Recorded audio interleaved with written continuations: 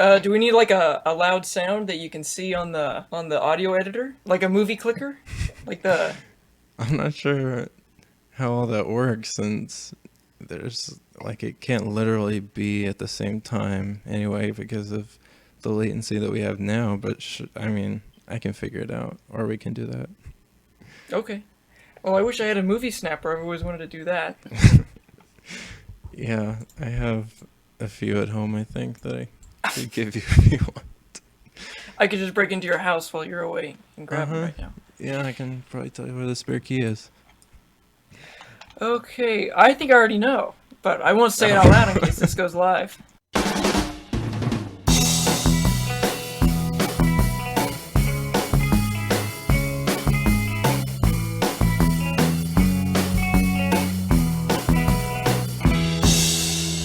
Hello and welcome to America's Yacht Podcast. I am Cody Mims, coming to you live from St. Croix in the Virgin Islands. And I am here, not here, but joining me is resident critic Austin Berquist. Coming to you from boring old Texas. But thank you for having me. This is going to be a lot of fun. I'm looking forward to it, being the resident critic. This may not be the last time you hear from S- Austin. celebrity guest. Don't want to. Yes, GJ is doing some debate competitive things. So Well, good. The extemporaneous speaking will only make him better for podcasting. So It was there you it was go. my idea. I said you have to go to this or you're fired. It's required practice. And he won't be here next week either. So we'll see what happens. Well, I've But I've put in my own time of speaking. So hmm he has the background. Believe me. So this was auditions week 4. yes. 4 for 4 on Golden Buzzers. We'll get to that later. What did you think overall of this episode? I found it uneventful for the most part.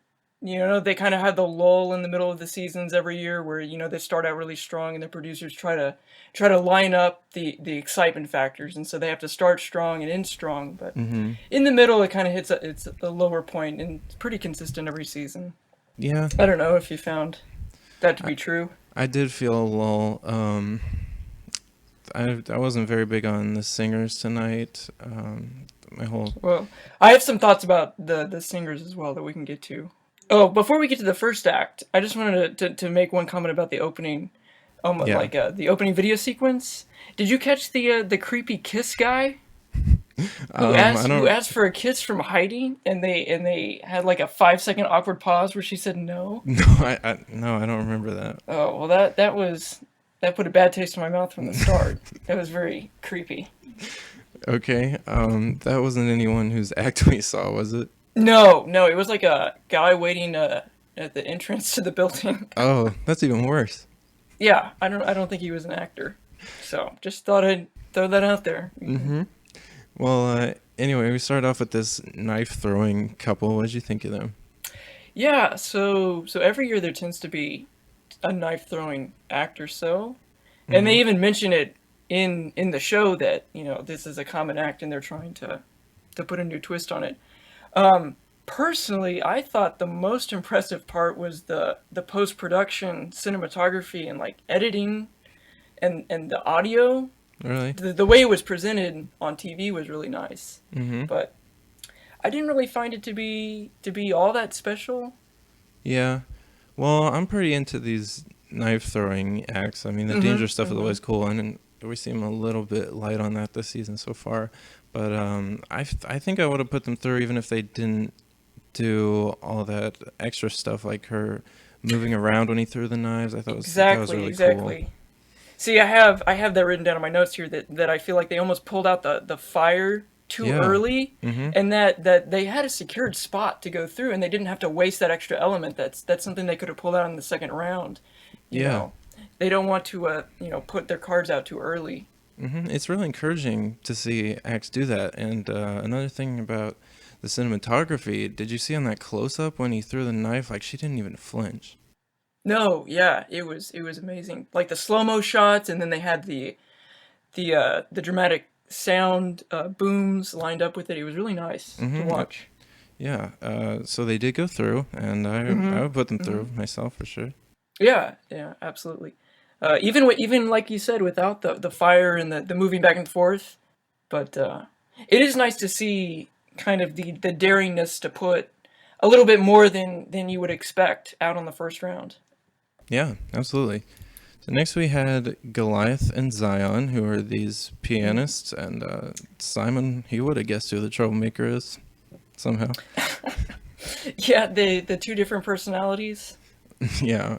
Uh, what did you think of their performance? Their performance it was very technical. It was kind of fun. Their facial expressions, and I Okay. thought the post performance and the pre performance banter between the two of them was also really funny. And if they ended up, winning or going up further with this, that they could incorporate more of the show theme or the kind of the comedic aspect instead of just the piano playing into That'd be the nice. act. And it's worth noting that you are a pretty skilled pianist. So, Oh, not quite. okay. But Well, I didn't think this act was really that great. no, I would have X'd them. Oh, really? Okay. Yeah, I Um, was not too impressed. I mean, they were fine, but definitely nothing I would have put through myself. okay. Seeing this made me wonder why we don't ever really get classically trained pianists or even musicians in general of any kind on this show. Hmm.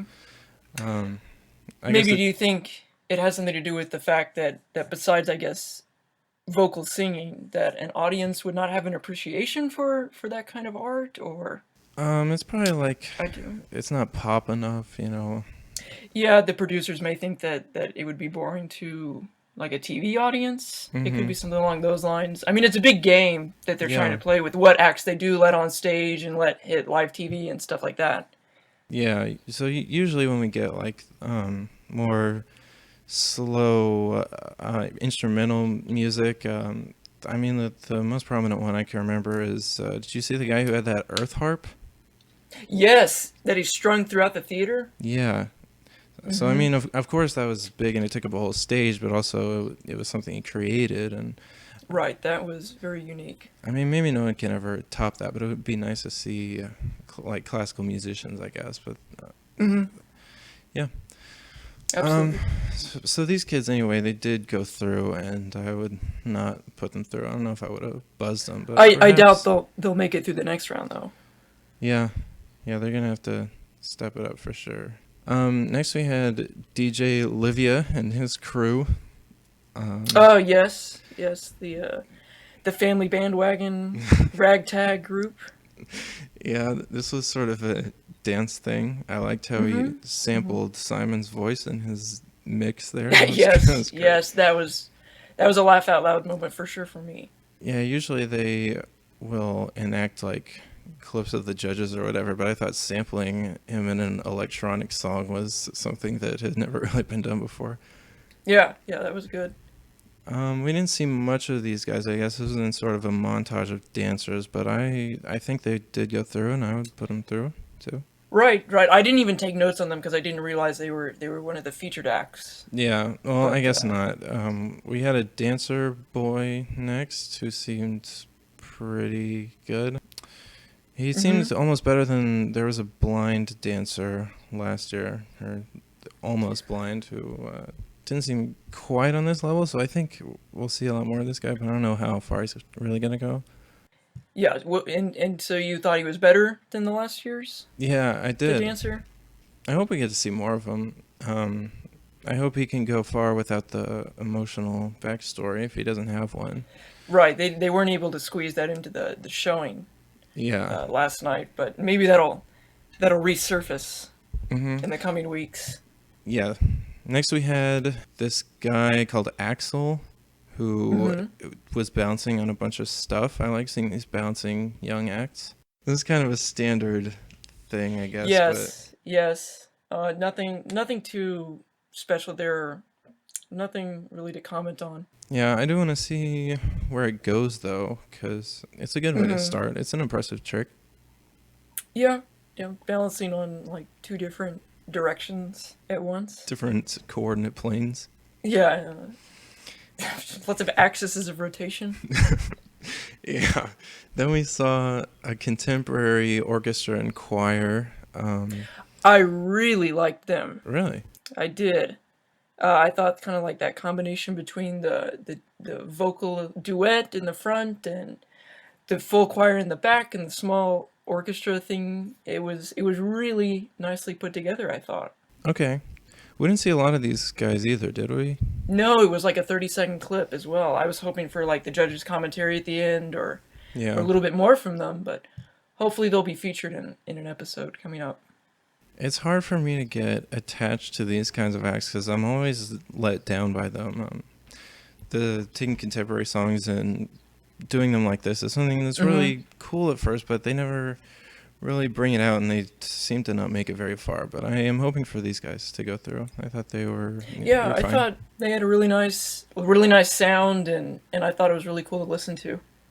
Yeah, so we'll see where that goes. Then we had Jana Brown. Yes, Jana Brown, first singer of the night. Okay, I thought she had really good stage presence, but other than that, I was pretty bored. Well, just commenting on singers in general, I can't really say too much about them because I don't really know what good singing technique even consists of, and so half the time what I think is good singing, the judges will say was terrible, and then when I think something was terrible, the judges think it's the best singing they've ever heard. So I don't really have an ear for judging these kind of acts. Okay, this is the act where Simon again said, "I don't like it, I love it," and it's really I'm getting sick of it Yeah. because it's not He Vegas thinks week. he's Come being on, a little British humor in there, but exactly. falls flat for an American audience. Yes, it's a cultural thing, of course. Okay, then we had this sort of magic act, Sauce and Victoria Petronisanen, whatever. They changed clothes really fast, and there was all costumes that the guy had made. I thought that was kind of a unique twist that he had made each of those, and I kind of saw the America's Got Talent influence in each one. Oh yeah, Yeah, because he commented that they were designed after the show, and so you could see kind of parallels between different like color schemes or show elements within the show itself. oh that's cool. I didn't notice any of that. Yeah, he made a little comment before he started. Okay, you're not familiar with the season 1 act called Quick Change, are you? Now, I was just about to say something about this because it was almost the exact same act, Yeah, even down to the glitter confetti at the end. yeah. I was waiting for that. I predicted that because every quick change act that I've ever seen, not just the ones that have gone through America's Got Talent, have always ended with the glitter shower, Oh really? and then and then a like a ballroom dress. Okay. Yeah, I didn't Still very impressive. I didn't think this act was as good as the Quick Change act that we have seen before, but they have a nice touch in that he makes all the costumes. I think that's a cool element. That is a cool element, but I'm not sure how far that alone will get them. Yeah, Just the little factoid that he makes them himself yeah, is nice, but that's true. it's definitely not a game changer. Yeah. I still thought it was really impressive. I think I would really like to see them do the thing that Quick Change did and just do the exact same performance every time, just with slightly different outfits. Anyway, Yeah. they did go through. I probably wouldn't put them through myself because I think when it comes to magic, you just have to be the best. And Right. these guys didn't really have any sort of banter or anything that added to the performance that I would say elevates them. They even commented on the unsettling dancing at the beginning. So. That's true. Maybe they'll highlight that. That'd be nice, I guess. But an interesting point is during this episode, up to this act, there was not a single X from any of the judges on any of the featured acts, at least. Oh, yeah. Okay. We made it this far, and so I almost feel like this season the judges are a little too kind. Yeah, that's true. They've been light on the buzzers. There's no like token mean judge anymore. It Yeah. almost feels like because Simon no longer fills that role. He's too nice to them. I don't really think in buzzers myself because I like to feel it out, I guess. Maybe that's what they're doing. I don't know. I mean, you give them their 90 seconds and good things can happen. Hmm.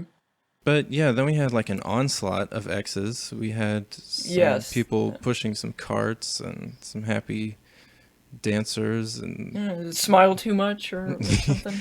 yeah, But these were all just featured in the X's montage. yes. None of these So, were featured acts. and I like when they put the bad acts in that montage instead of the ones that we're actually gonna see again. Right, right. They don't waste our time with the cheap entertainment of the bad acts. hmm Then we had Robert the Compliment Man. Yes. Uh. This guy was weird. I thought at first that he was a comedian because he Hmm. said all of your cars were locked. And no one got the joke. Yeah, Not a single person laughed in that audience. yeah. Do you don't think he was a performance artist, do you? Because by the end, I thought he really wasn't. Get the feeling that he's just a street guy who does Okay, like a street act or something. I don't know. But when I saw that he was from Austin, Texas, it it immediately all came together because that's the only place I could see someone like that coming from. sure, sure. Um, I thought the best compliment he gave was actually in his intro video, and he told that guy he had a beautiful natural visor. Oh yeah, with his hand over his eyebrows. Yes, hmm Yeah, that was funny. I remember that. And then it almost felt like we were going through Willy Wonka and the Chocolate Factory with him giving a compliment to each of the judges and them Xing them out one at a time after their exactly. compliment. Getting rid of the naughty guy after each Yeah. one. If he had just been a little faster, he could have kept Mel on the line as well. Hmm. I don't know if he had a plan to end for his act, but I guess they would have stopped him at some point. Stop the compliments somewhere. Yeah. So he, anyway, did not go through. I wouldn't put him through No. myself. Then we saw John Dorenbos, who, Yes, the football magician guy. yeah, I'm used to seeing these pro sports guys come on reality TV on Shark Tank, but it was cool to see one here. I thought this he went down to the judges table and do a card trick, and I thought this was pretty reminiscent of Matt Franco's audition. Do you remember that? Hmm. The mentalist. He was the one who had all the cards, and he told a story with them. He was like, you know, I'm the Joker or whatever. And he laid out the Joker, Hmm. and he had Hmm. the two queens of Yeah. the judges Yeah. table. Oh Um, yes, yes, yes. so I thought this was kind of like that, and then he was sort of controlling the whole deck. Hmm. Hmm. And then once you thought it was done, he actually had the whole deck in order, not just the one suit. Yeah, did you like this, Yes. or as a amateur magician yourself, do you think it's difficult to do? Um, I definitely think he started low, which isn't a bad idea, Okay. especially with magic. You kind of have to save your best repertoire for last. Yeah. But it was a good performance. Yeah, I think predicting Simon's card was kind of necessary for getting me fully on board with this, because without it, I wouldn't have been that wowed. Mm-hmm. In the You're talking about the one inside the paperclip? Yeah. Yes. But in the end, I would put him through to the next round in Las Vegas, Nevada. I also really liked his energy, as that he comes from like a sports background. He kind of had a different persona than most of the magicians that come through this show, and Oh, so I really sure. liked the quick and the energetic vibe he brought to his performance. Yeah, he was A little slick. bit different than what we usually see. That's a good point. Yeah, it was nice to see that. Hmm. Then we saw Velo Veher. Oh yes, the Uh, Estonian acrobat. yeah. He wanted to move through hardships to the stars, which we can all learn from that. I couldn't tell if the judges were playing up the fact that they couldn't understand him because I could understand him fine. Okay. So I want to believe that that was kind of uh, played up a little bit. Yeah. Well, maybe the speakers in the place don't really go to the judges, but True. um, I certainly see why I couldn't describe what he did beforehand. Hmm. He kind of made it a little secretive, Yeah, this but is it so didn't really cool build though. to anything. Oh, really? I liked it. I thought he turned the Yeah. human body into a whole different shape. It was so weird, but I thought it was cool. Yeah, it was. It wasn't my favorite contortionist act I've seen. Sure. Although at the very end, when he did grab the rope by his mouth, it did it did make me cringe a little bit. I thought his jaw was about to get ripped out on stage. Oh God, yeah. That was definitely a moment where I clinched up. Well, it's cool that he like takes it somewhere. I mean, most contortionists just kind of are there in one spot and bend around, but he's so mobile. It seems like a pretty good Right. advantage. And he almost had like a story arc, rising action, if you will, to his act. Yes. Did we see what Uh, the falling action was? Did somebody let him down or? yeah, it's where he grabbed the thing and then he came out of his contortionist Oh, position and okay. then he was Sure. slowly lowered back onto the stage That makes sense. by That's, uh, by the stage crew. yeah. So yeah, Okay. it was good. It did kind of have like a build up to it, Yeah. but still not my favorite. Okay. I thought his persona was pretty good too. I thought like how he said uh he's ready in a few moments and he moved his stomach around when people applauded for him. Yes, yes. I would have put him through, but I can certainly see why you wouldn't. I guess he's pretty Hmm. polarizing. Yeah. Then we had this singing trio. This was in another X montage of singers, right? Or not X's, but Simon criticizing them, which is good. I like seeing him do Yeah, that. it He was knows just what in he's one of doing. the between feature things. Yes. So we had a singing trio, a keyboardist, a girl with an acoustic guitar. None of them were particularly notable. No, I didn't make comments or notes about any of them. Yeah. Then we got to Ronnie Martin. Yes, what did you think about her? I appreciate that Simon gave her a chance because her Hmm. next song certainly was better than the first. We also got the longest pause in AGT history when they were changing songs. But Right. when we talk about singers, it's also worth noting my reception for viewing this show wasn't that great, so I didn't get to hear fantastic audio. But I thought she could hit the Mm. notes pretty clearly, but I wouldn't really put her in my music library, so I wouldn't really put her through because I wasn't excited to see more at all. Right, and I was a little bit turned off with the fact that they had her do the first song because I'm pretty sure the producers or the judges knew she was going to do two songs from the beginning. I got that Okay. I impression. mean, yeah, how many people have two prepared? Right, so I'm sure that was told to her before, and it almost I think it would have been a better performance if she just would have started with the second one and they would have let her do that one for a little bit longer instead of making the kind of dramatic effect of having her change and Yeah. giving her like a second chance. And it doesn't really look good to the audience either, I guess. Like, No, it kind of humiliates her for that first half, yeah, but it's all in the name of cheap entertainment. So of course. It's all for the Universal Media Corporation to get their fat stacks. that's right. Would you put her through? Yes, I would. I would put her through over the first singer we had, Okay. Yeah, uh, me too. Jana Brown. I thought she was more compelling, especially with that second song. Yeah. She had an energy for sure. Hmm. And I don't like when singers take over the top spots in the Yeah. America's Got Talent later episodes every year. Singers are doing very well this season. Right, and so I like to see different kinds of acts because we already have so many reality shows dedicated just to singers. It's kind of nice to have America's Got Talent where different Hmm. kinds of acts or different kinds of people have a chance to get their time on TV. So I like it when singers don't dominate those Yeah. spots. Yeah. Children's singers are a little different, I guess, because they can't be on those other shows. But Right. I would like to keep it pretty light on singers too. I think a lot of people do. Hmm. This was also the point in the show where I felt like there were so many commercials. I don't know if that's a complaint that you felt, but Well, I actually watched it on NBC.com, oh so right, I okay. saw no commercials. Well, lucky you. Are you using ad block? Yeah, I have an ad blocker, so it just would skip through them all, and I was able to watch it in an hour and a half instead of the 2 hours reserved for primetime TV.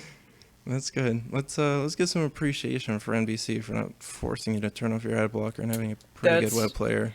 It was very nice, very nice. hmm It's a luxury experience. And they don't do the thing where they only take clippets from the show and make you watch like individual acts, Yeah. and they just hmm string them all together and they put the whole episode up online. So that's props to them. And even if you do want to watch the individual acts, they're all on YouTube.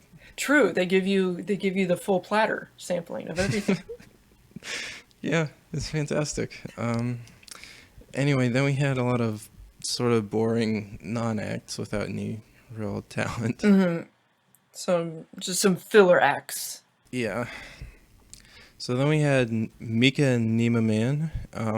What did you think of him? Let me just say, I loved this act. This was Really? probably my favorite act of the night. Wow. Um, just the presentation, his creepy awkwardness, and the scare factor of him hanging those weights on different parts of his face. But what really did it for me was the soundtrack, "The Lion Sleeps Tonight," being played over it. Because you would That was a watch good it and choice. you heard like the screams of disgust pouring from the audience, and then just layered on top of that, you hear the soft tune of "The Lion Sleeps Tonight." It was just an excellent performance all the way around. Sure, it's almost Gilligan-esque, like in Breaking Bad. Right, where they do those really intense like murder scenes, but on top of that they pair the 1960s music with it. It was Yeah. kind of that juxtaposition between creepiness and calmness that really made it. And then he would swing those weights on his like eyelids to the beat of the song. It was really well done. Did you see the first episode this season? Yes. What did you think in comparison of this guy to the people who put like that hook through his mouth?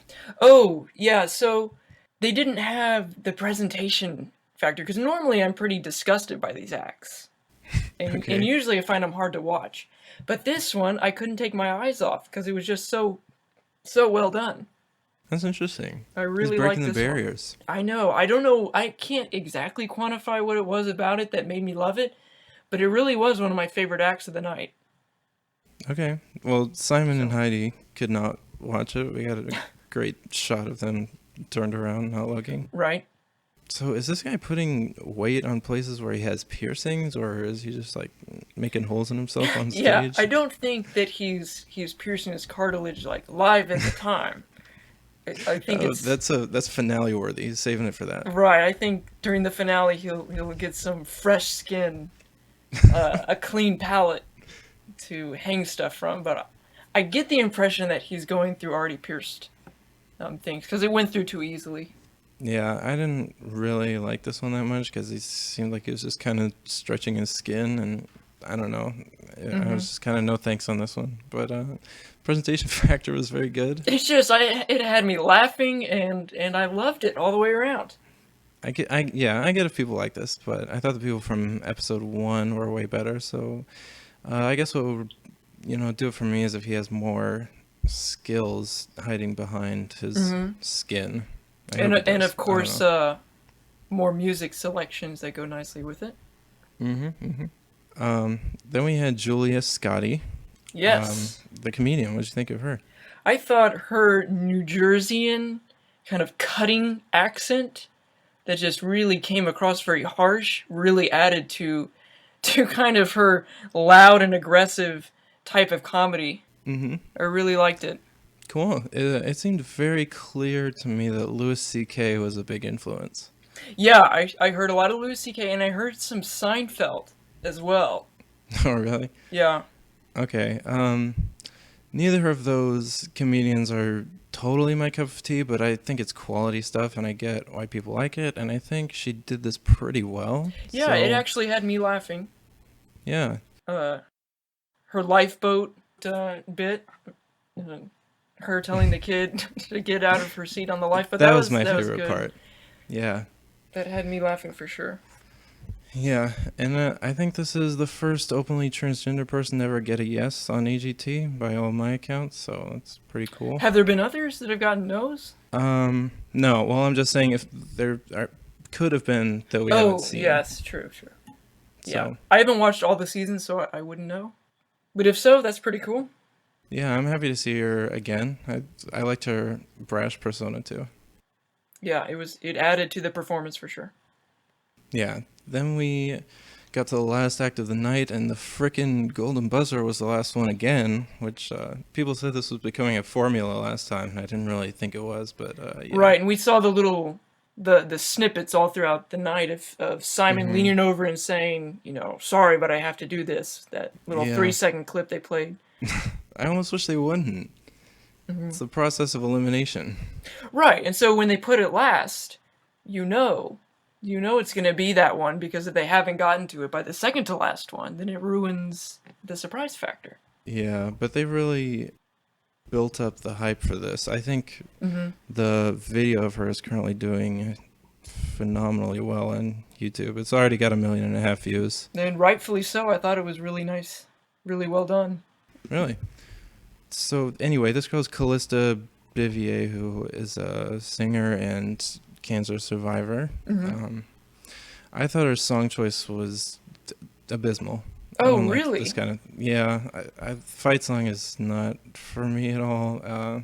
It goes with her act. I mean, abysmal in the sense that I didn't like it. Of course, it was a good audition song. This is the kind of song that Bo Burnham parodied in his song about. Yeah. It pandered to her backstory. Yes. Of course. I didn't really like it. I don't like the style either, but I enjoyed it. It was probably one of the first singing auditions from the first round, at least, where I know the song they're singing. Okay. And so it really helped me to kind of like understand how well she's singing it. And so, yeah, the judges always say whenever anyone tries to do an original, do a familiar song. So. Right. That way we can actually judge what you're singing. So that made it easier for me to determine that yes, this is actually a really good singer. I wish that I had more to say about this, but it didn't really do it for me. And the pattern so far, I feel, is that the golden buzzer is reserved for the backstory, not so much the act. So I feel like the backstory is what wins you the buzzer, not your performance. Yes. Sal, I guess, from last week did not have an emotional backstory, but the other two have for sure. Yeah. Anyway, that was it for this week. Next week, it looks like we will be golden buzzer free. So. Oh, really? Nothing to look forward to. What will they build up to? I can't imagine. I don't know. Probably something very misleading. Yeah, what little teaser clip are they going to throw in throughout the entire 2 hours to get us to stay? They will be scraping the bottom of the barrel, let me tell you. Yeah, also, it seems there will be a new time next week, 9/8 Central. Okay, don't forget it. Adjust accordingly. Yeah, but thanks so much for joining us this week. Absolutely, Austin. Thanks for asking me. And thanks, everyone, for listening. We'll see what kind of madcap madness goes down next week, but... On episode 5. Mm-hmm. Okay. Thanks for listening, everyone.